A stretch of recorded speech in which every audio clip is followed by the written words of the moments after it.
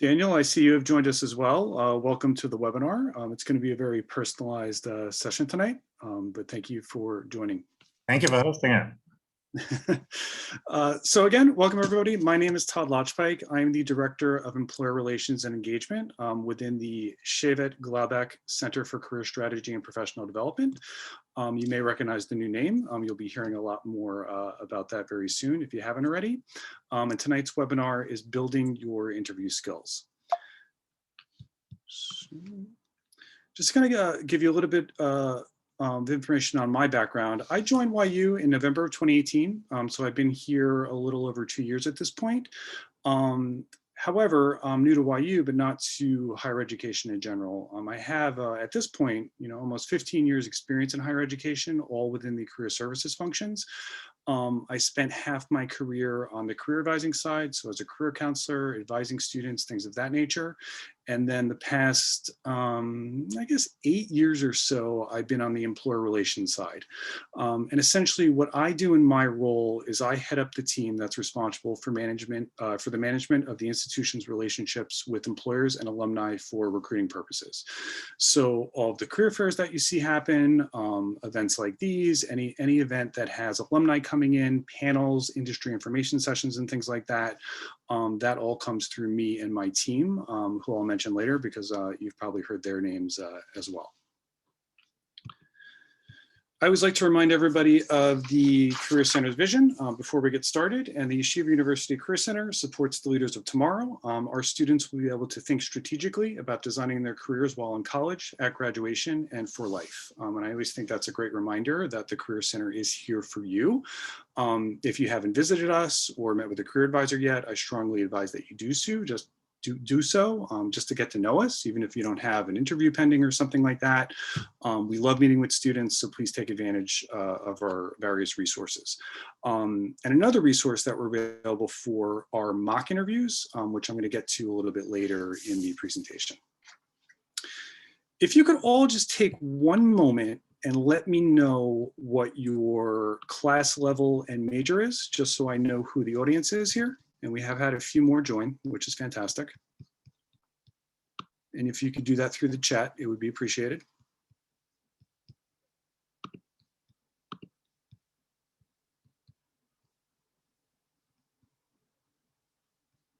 Okay, a couple coming in here. Management.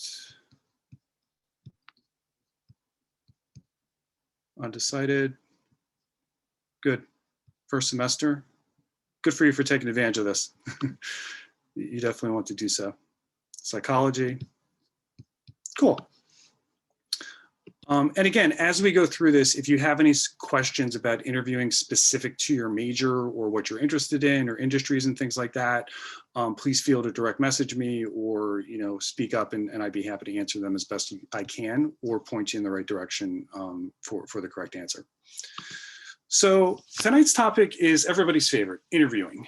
When most people hear that word, once they get over the rush of, wow, I actually applied somewhere and I got called for an interview, I think this emoji really exemplifies how most people feel. I don't like interviewing. I don't think anybody really likes interviewing, but it is a necessary, I don't want to say evil, but it's a necessary part of getting a job. If you don't interview, you're never going to get the job. And naturally, most people are intimidated, they're fearful, they have anxiety, and those sorts of feelings around a job interview. And it's completely natural. Honestly, if somebody told me that they didn't get nervous before an interview, I wouldn't believe them. I really wouldn't. However, there are ways to overcome that anxiety and that intimidation and those fears and things like that. And with that, the primary way to do that is through preparation and being able to anticipate what you're going to be asked, what sort of things you need to focus on from your resume, and specifically how to answer those tough questions, and very specifically like behavioral interview questions and things like that. If you're not familiar with the behavioral interview, I'm going to go into that in depth a little bit later tonight. So The agenda for tonight, I'll talk very briefly about the different types of interviews, although I am very specifically going to focus on traditional interviews, like one-on-one interviews. We'll talk about what to do before the interview, which is primarily research. We'll talk about mock interviewing and what that is. We'll talk about the interview itself, which is the hardest part. As I mentioned, I'm going to have a brief segment on behavioral interviewing because it is a very, very common style of interviewing across all industries. Really, no matter what you want to do, you're probably going to come across that at some point in your career. We'll talk about what to do after the interview as far as follow-up, and then also some of the different resources available within the Career Center that you should take advantage of. So what are the different types of interviews? As I mentioned, I'm primarily going to focus today on, or tonight rather, on traditional interviews, which is that one-on-one sort of interview. I mean, pre-COVID, you'd be going to an office, you'd be sitting one-on-one across the table and things like that. These days, it's going to be virtual, right? It's going to be via Zoom, it's going to be via WebEx, it's going to be something like that. But nearly all of the same principles apply to the virtual world as they would for a physical world. Traditional interviews are typically two parts. They're skills-based. They want to know what technical skills you have, like can you use Excel, that sort of things. But they're also behavioral-based because the best indicator of future performance is past behavior. And when I talk about behavioral interviewing, you'll get a little bit better idea about what I mean from that. Another type of interview is something called a higher view or a recorded interview. Many times organizations will skip that initial phone screen where you just get that brief call from human resources, just to ask about the background, state your general interest in the job. Companies are now foregoing that for recorded interviews, and it's typically through a platform called HireVue, where you'll literally need to record yourself, 2-3 minutes, where you're giving your personal pitch and you're answering those questions where, why are you interested? Why, how do your skills match the role and the job description and things like that? It could be a little bit intimidating, but it's just something to be aware of. Some disciplines require case study or project-based interviews, more specifically for technology, computer science, and maybe some of the other technical fields where you'll be given an actual project. I'll use computer science as an example, where you may have to complete a coding project or something like that, and that's part of the interview process. There's also something called technical interviews. And that is primarily for, finance and accounting and consulting and things like that, where you might be asked a crazy question where, how many people are on Google at 4:30 p.m. on a Friday in San Francisco, right? Nobody knows the answer to that question. It's impossible to know. But when an interviewer is asking you something like that, they just want to know how you're going to think through that problem. And if you ever get a technical interview, I highly, highly recommend reaching out to the Career Center because we will connect you with somebody in those specific fields that could probably help you with that a little bit very, very well. And then finally, panel interviews. I'm sure some of you have been on group interviews in the past where, as opposed to a one-on-one, you're speaking to a group of people. It could be you're meeting the entire team of people that you're going to work with. It could be you're meeting your direct hiring manager as well as their supervisor, just to save time and things like that. So it is just another format to be aware of. So are you prepared? And the overarching theme that I want to get across tonight is preparedness. If you are prepared when you go for an interview, number one, you're going to be much more confident. You're not going to feel that anxiety, and you're going to do a lot better. Because that confidence is going to come across, and hopefully it's going to result, in you actually getting the job. So before the interview, you've heard this a million times. You need to research, and you really do. You need to know not only the company inside and out, but the actual job you're applying for inside and out. How are you going to do that? I mean, obviously you're going to go to the company website. That's the most obvious thing in the world. But you should really take a close look. Are there specific, or is there specific information on the division that you're applying for? Perhaps you're meeting with a higher level executive that is featured on the About Us page or something like that. Read all that stuff. You never know when that information is going to come in handy, where you can make a comment about it during the interview and show that you're actually well informed about the company. Glassdoor, which I'm sure many people are familiar with, is an amazing resource.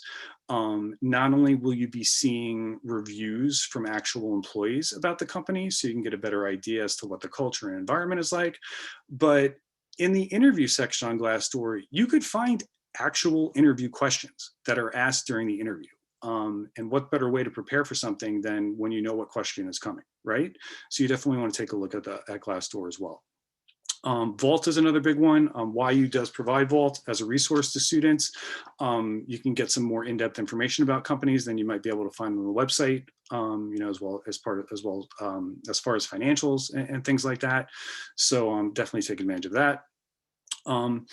If you get called for an interview for a company, and it's 2 weeks from now, even before then, you should be setting Google alerts, like Google News alerts, for the organizations that you're interested in, for when that call actually comes. If I was interested in working for, I don't know, I'll just use Goldman Sachs as an example. If I was interested in working for Goldman Sachs, I would set a Google News alert. So every day in the morning, I'm emailed all the top hits for Goldman Sachs being in the news.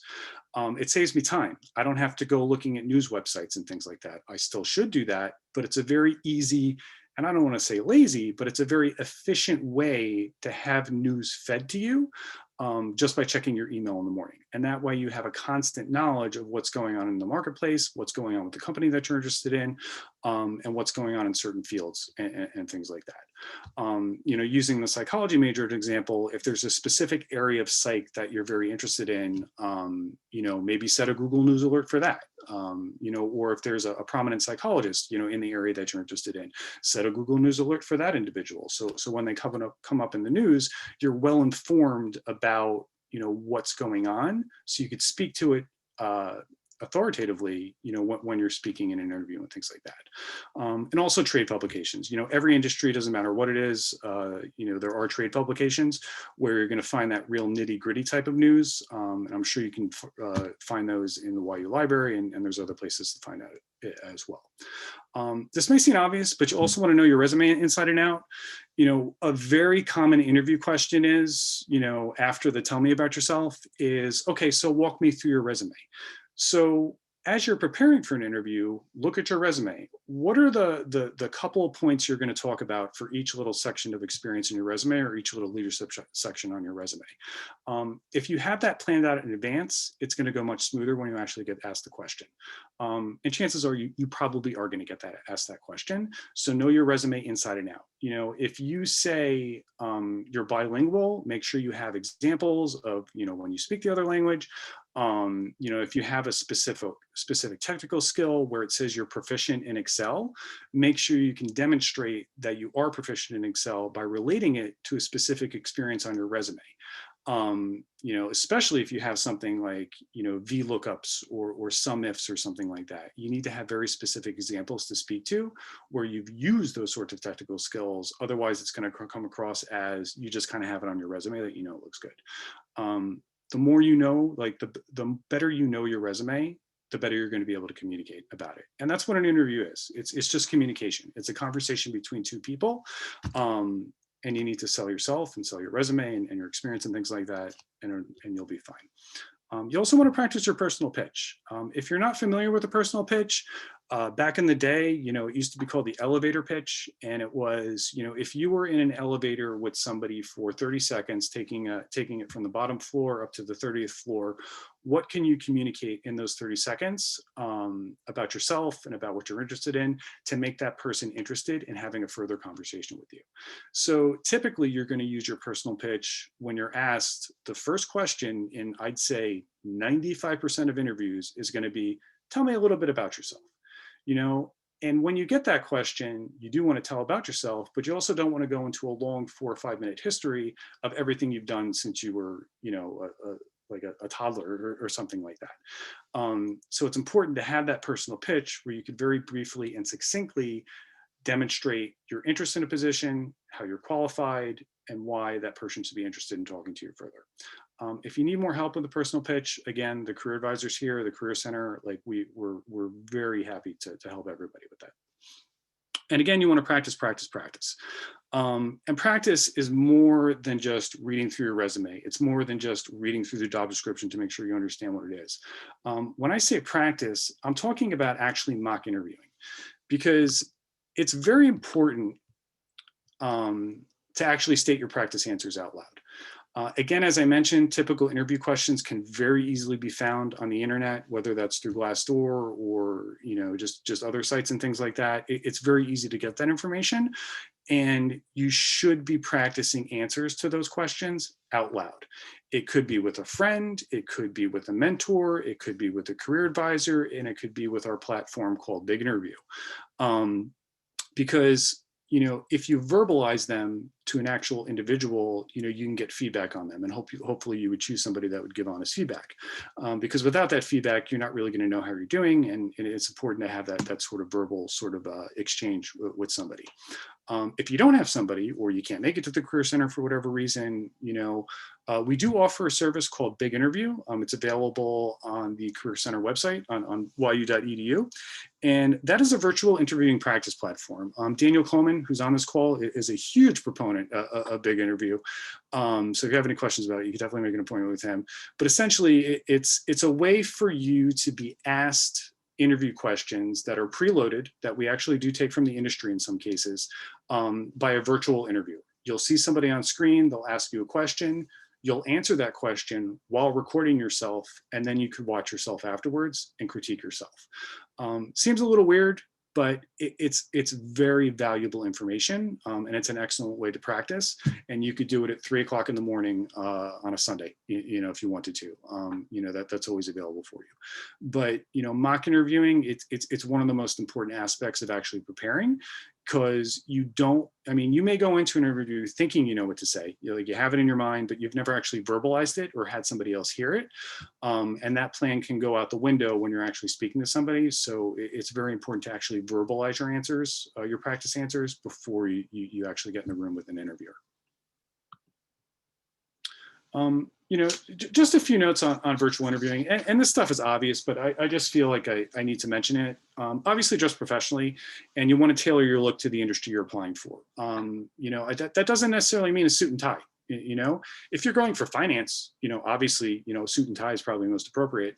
But if you're going for something like computer science, maybe you're going for something in public relations, maybe you're going for something in journalism or something like some other sort of liberal arts related profession, you may not have to do that. You may be able to be a little bit more casual. So you just want to dress, the part to the industry that you're applying for. And plus, if it's virtual, you're home. It's super easy to do. Like nobody even knows what you look like from the waist down. But it's just something to be aware of. You want to check your internet connection. Maybe typically you use your internet in your kitchen or your office or something like that. But the night you have this interview, or the day you have this interview, there's a distraction. There's something going on, so you're going to a new place. Wherever you're doing the interview. But just make sure it has a good internet connection. It's typical where there's some choppiness and things like that, but you want to limit that as much as possible, because the worst thing that can happen, or one of the worst things that can happen, is you lose that connection and then you can't continue the interview on. So you just want to be aware of that. Plain basic background, I've seen some students on interviews and things like that, like where I'm practicing them, where they're obviously in a dorm room and something like that. And that's totally okay. Like when they're talking to the Career Center or something like that, or you're on a webinar or something like this. But for an interview, you really do want a sort of plain background, whether it's just a wall or something like this, where it's, very simple picture or something like that. Because you don't want any sort of distractions from you. Right? You're the focus of an interview. What you're saying and how you're coming across, that's what you want to be the focus on, nothing in the background or anything like that. Appropriate lighting. I know that Amazon, like I actually have one right here. It's a very simple circular light. Normally this room is very dark. I have a light there, but nothing over here. There's a window, and obviously it's nighttime, so I don't have any light coming in. but there's very simple things that you can kind of set up, whether you have a lamp in another room that you bring on your desk or something like that, to kind of make sure you have appropriate lighting, because you don't want to be in the dark and kind of look like you're in a cave or something like that. And finally, try to minimize the distractions. Your home, distractions are going to happen. For example, this is a very silly example, but I have a cat. She could be walking in and out of the room right now, like on the table. And it happens, but you want to kind of minimize that stuff if possible. Try to get a nice quiet place where there's no distractions. And again, the focus is just on yourself and the interview, because that's what's most important. So during the interview, you want to keep the position in mind. That's the reason you're there, right? You want to remember what it takes to be successful in the job, and you want to structure your answers so that you're highlighting your relevant career skills. But how do you know all that stuff? Hopefully, 99% of the time, you're going to have a job description that you apply to for this. Just like your resume inside and out, you want to know that job description inside and out. That job description tells you everything you need to know to prepare to an interview. It's going to tell you what skills you need to focus on. It's going to tell you what sort of qualities and leadership traits that they're looking for. It's going to tell you what tasks you're doing. So that job description really forms the synopsis of all of your interview prep, right? So as you're thinking about, well, what kind of questions are they going to ask and things like that, it's all right there in front of you in that job description. If you know that inside and out, and you start thinking of, okay, I did this at this position, I did this in school, and I did this in this class, and this relates to this, you're going to get through it okay, and you're going to have those examples when they ask for them, which becomes very important with behavioral interviewing. And again, we'll get to that in a little bit. You want to focus on the positive, never say anything negative, whether it's about past group members, like if you were in a team project in school or something like that, or if you had a past internship or a past job or something like that. Always focus on the positive, never say anything negative or badmouth anything. There's always a way to spin a situation. And if you do have a specific situation where you're like, man, wow, I really just didn't get along with that coworker, and if they ask me about it, like, I don't know what I'm going to say. Again, ask the career center, come in for an appointment. We could help you kind of spin those situations and things like that, because everybody has those in the past. It's just a fact. And you want to sell yourself. It's not a time to be modest. You don't want to be overconfident. You don't want to be too boastful, and you don't want to come across as conceited or cocky or anything like that. But remember, you're there to sell yourself. If you don't communicate your skills or what you've done in the past, there's no way that interviewer is going to know. So don't be afraid to talk yourself up a little bit. I know some people are very modest, like I would consider myself that. And we're like, I'm a little bit uncomfortable talking about myself, but in an interview, you need to get over that. You really do, because if you don't communicate it, they're never going to know that you're capable of doing something. So don't be afraid to do that. Also, in your answers, you want to be specific. So what did you actually accomplish or learn in your past experiences? There is a method to kind of work through those sorts of scenarios. It's called the STAR method. And again, I'll talk to that when we get to behavioral interviewing. But you want to be as specific as possible and not be general or anything like that in your answers. Because again, if you don't communicate it, the person's never going to know. You definitely want to take notes. Those notes are going to be helpful as you're evaluating, the role afterwards, like after you get all the information. But it's also going to be helpful when you write your thank you note, because of course you are going to write a thank you note, which I'll talk about later. And as you take notes, when you get asked, do you have any questions for me by the interviewer, which you will be, that kind of helps, jog the memory as to maybe you want some follow-up information on a couple of different things. You never want to bring up salary or benefits or anything like that. For internships, it's not really a factor, because you'll know if it's paid or not. But if you're interviewing for a full-time job, you never bring up salary, benefits, or anything like that, before the interviewer does. There is a time and a place for that, but it's not during that initial interview. And usually it's through HR much later on in the process. One thing you definitely do want to find out, though, is when the decision is going to be made. And that decision can be as to the next steps in the process. Like maybe you're in a first round interview and there's going to be a second round interview. Or it could be, when are they going to make the hiring decision? Like, when are they going to actually hire somebody? If you don't know that, how will you know when to follow up? They could be interviewing for a position, you know, like I'll use an example now, like they could be interviewing for a position this summer for a summer internship, and they're thinking of making their decision, you know, at the end of March.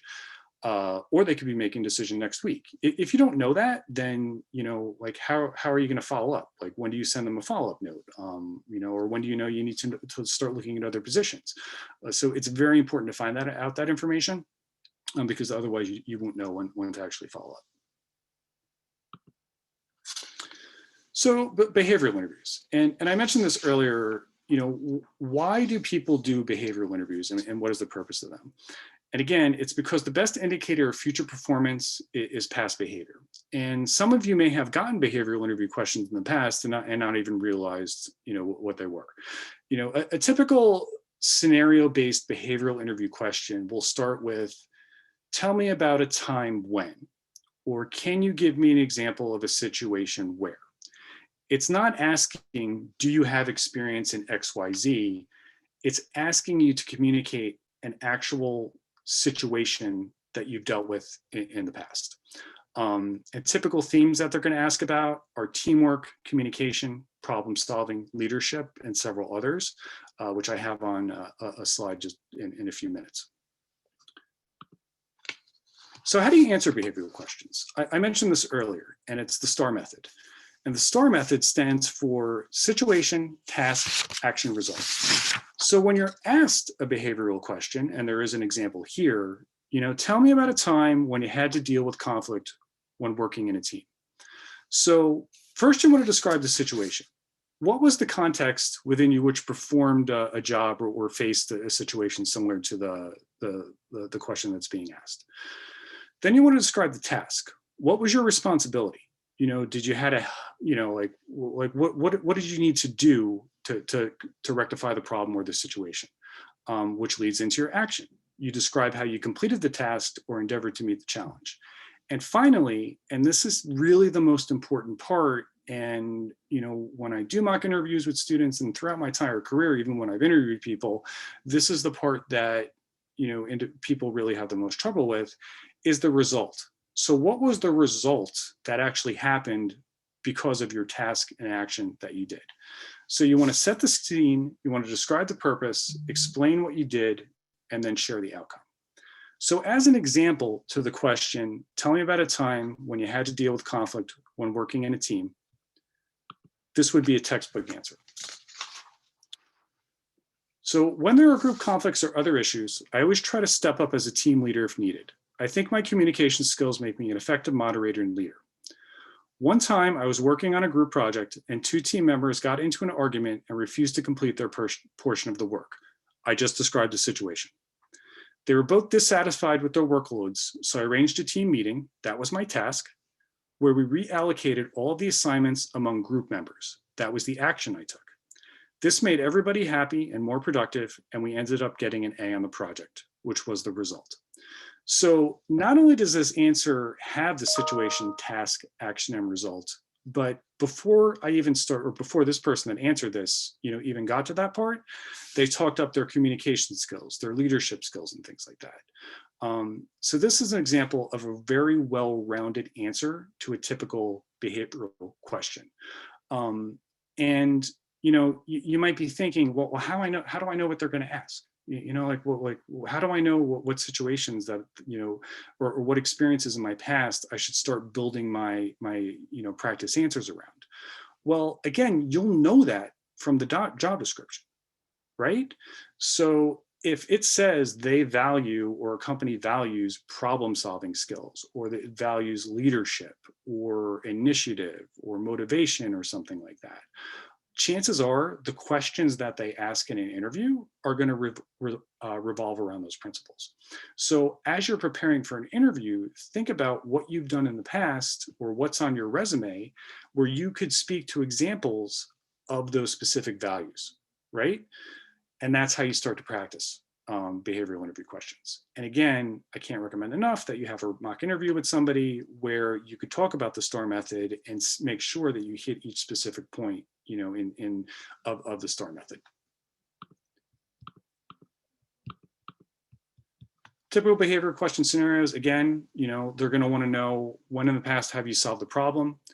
When have you helped a team accomplish a goal? When have you sought advice or feedback from somebody? Perhaps when have you helped or mentored someone? When have you dealt with an ethical dilemma? When have you had to give somebody bad news? Have you ever had to admit failure? Have you ever had to prioritize tasks when under pressure? Or give an example of when you had to deal with a difficult coworker or supervisor. So these are some typical scenarios for behavioral questions. And again, it's helpful to think back, do you have examples for these? If you don't, you could probably find one somewhere if one doesn't come right off the top of your head. And that's how you can kind of build your answers around these and start to practice. But behavioral interviews, they're intimidating. They really are. I'm not going to lie about that or sugarcoat it. But again, if you're prepared with your examples and each part of the STAR method, you're going to do very well with them. You really will. And I promise you that. And then, when the interview's over, you will always be asked, and I guarantee this 100% of the time, you'll be asked by the interviewer, do you have any questions for me? And your answer should 100% of the time be yes. If you don't say yes and you just say, no, you covered everything, that's fine, but you really want to express interest, and one way to do that, or a great way to do that, will be by asking the interview questions. And as you take your notes during the interview from what the interviewer is saying, that's how you could develop your questions. But even before you get to the interview, you should have some questions pre-written down in what your notepad or whatever you bring with you. Or if you're at home, obviously you have them next to you on the table. You definitely want to ask questions of the interviewer because it shows interest, it shows engagement, and it's a way to kind of extend the conversation and also get in points that perhaps the interviewer didn't even ask, right? So some of the questions you might be able to ask, are, simple as describe the work environment and organizational culture. What's the structure of the department, in which I'm going to be positioned in? How is an employee evaluated and promoted? So what sort of assessment process they have there and things like that. All very valid and general questions. But you definitely want to ask some, but obviously don't ask questions that they already spoke about in the interview, because then you come across as not paying attention. But my point is, definitely ask your questions because it's going to show interest and it's going to get you to stand out a little bit more. And finally, after the interview, I put send a thank you note in capital letters because you are going to send a thank you note. Like you have to send a thank you note. Some students are like, oh, I don't know what to say, or it's not important. You have to send a thank you note. There are people, there are recruiters, there are interviewers that if they don't get a thank you note, they're not going to move on with you no matter what. You could have had the greatest interview in the world, but you don't send that thank you note within 24 hours, you're going to get a pass. It's just a fact. It's absolutely a fact. I've done it in my career. If we had a couple of close candidates, for a role, and 2 of the 3 sent thank you notes, it was very easy to decide the 2 that went on the next step. It's very important. And they should be individualized and personalized, notes. And they don't have to be long, 3 sentences. Pleasure meeting with you. I really enjoyed speaking about XYZ role. I look forward to hearing about next steps. If there's any further information you need to hear from me, just let me know, right? Super simple, takes 30 seconds to do. If you are on a panel interview or you did interview with multiple people in the same day, best practices, and you may get varying opinions on this, but best practices to send an individualized, personalized note to each person that you interviewed with. Don't just CC everybody and give them the same note. If you do send those individualized notes, I will emphasize that please do make them personalized, because everybody's going to get a thank you note. They're going to forward it to everybody else, right? To show that you actually sent a thank you note. If they're all exactly the same, it kind of shows that you took the lazy way out. So please do make each thank you note that you send to each person personalized. There's multiple ways to do that. If you need help, we're obviously here to do that. So if you send your thank you note and you don't hear anything back, and they said that they'd get back to you in a week, they haven't gotten back. That doesn't mean follow up exactly a week later, like on the day that they said they were going to get back to you. things could have happened. Somebody could have been out sick, or an interview might get canceled, or it just business got in the way. So don't follow up the actual day that they said they were going to get back to you. Roughly 1 week after whatever the date is. So if they said they were going to get back to me, next Monday, I'd wait until the following Monday to send a follow-up note. Because again, you don't want to, you want to be assertive, but you don't want to be overbearing, right? So just, you want to be understanding of certain things that happen, or things that can happen. So roughly 1 week after they say they're going to get back to you. If they still don't get back to you, maybe 2-3 weeks after that date. Again, you don't know what happened. They could have had budgetary things and the role got delayed. Somebody could have been out sick or for whatever reason. But give them 2 to 3 weeks to follow up if you haven't heard after that initial. If they don't get back to you after that, it's time to let it go. Unfortunately, it's reality. But I will say this, any company that is worthwhile, that typically any company that's worthwhile working for, that has a good culture, has a good environment, and things like that, that really values their employees and the services that they offer, including HR and recruiting, they're never going to leave you hanging. They will get back to you at some point, right? And usually it is within the time frame that they say. If somebody just totally ghosts you and leaves you, chances are you probably wouldn't want to work for that company anyway. That's my opinion, but it's kind of known in the marketplace that's the way things go. But if somebody says they're going to get back to you, they most likely will, at some point. Some students always ask me, or they ask a career advisor, I didn't get the job, I asked them for feedback on why, like, was it a certain thing? And then, they didn't get any. Don't expect it, and that's a confidentiality issue. HR departments and organizations, they're very reluctant to give, concrete specific feedback. So don't expect it. You could always ask, but chances are that you're not going to get it. And it's really up to you to kind of debrief your conversation, and kind of assess yourself as to what, happened, like what went well, what went wrong perhaps, and things like that. But again, you can ask us in the Career Center or a friend, or just to kind of talk through what happened and get some perspective on that.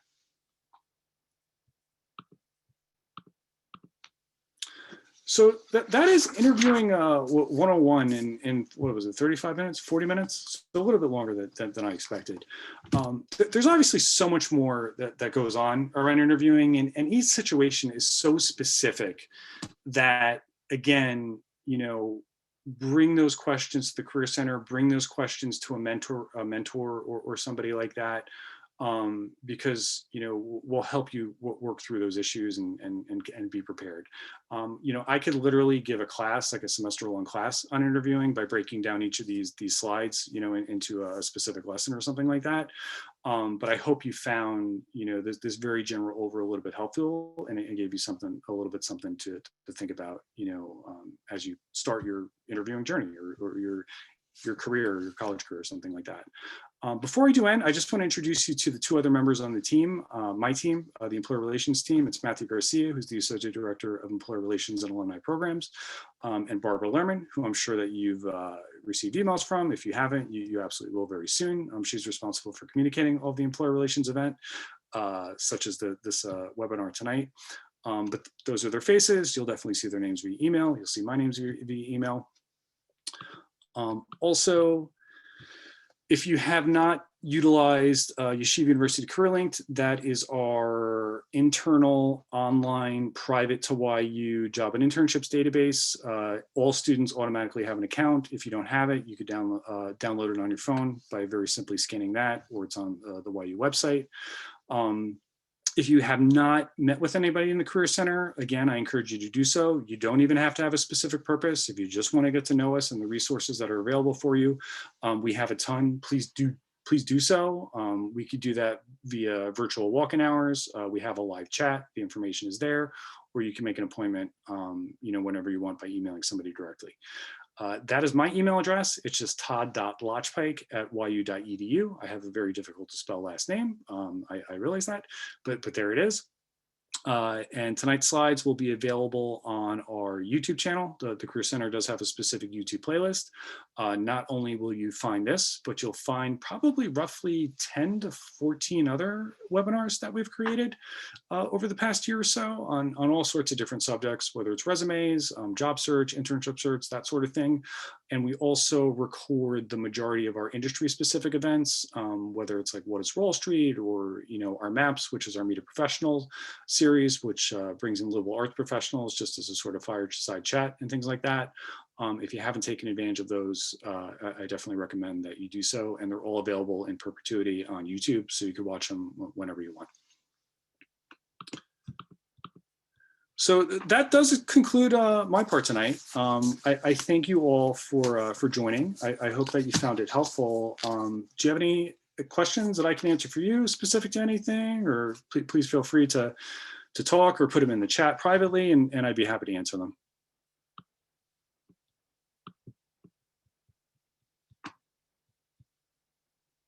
Just give it a minute to see if anything comes in here.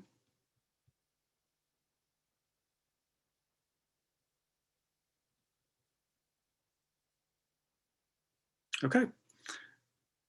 Okay, so thank you so much for joining. You have my contact information.